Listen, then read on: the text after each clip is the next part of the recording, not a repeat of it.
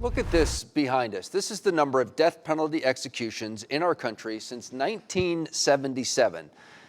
You see, the late 90s, that was the peak, but then a gradual decline.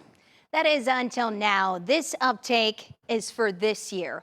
Gulf Coast investigator Evan Dean shows us why the national surge in executions can be traced right back to Florida.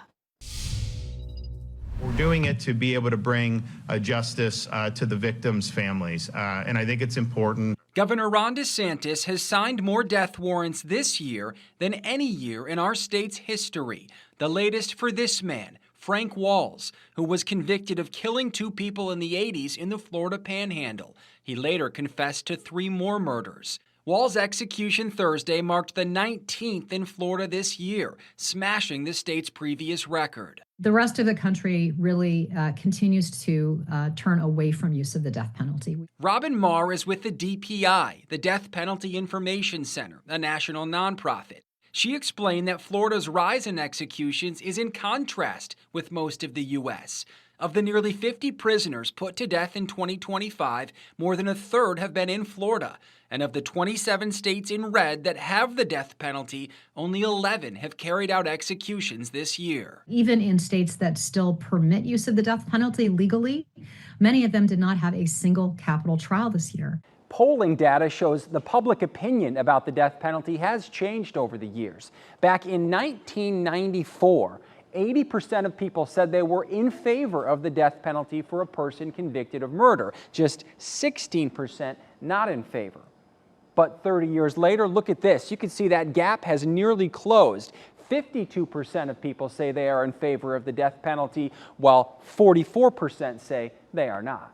Here we have a complete divergence in what the public opinion polls tell us and in what the number of new death sentences tell us that Americans feel about the death penalty and what elected officials are doing. 2 very, very different things. For crimes committed in Lee County, there are 7 inmates currently on death row. That includes the likes of Wade Wilson and also Kevin Foster, who was the leader of the gang known as the Lords of Chaos. But among those here, no one has been on death row as long as this man, Harold Gene Lucas, whose wait now nears 50 years.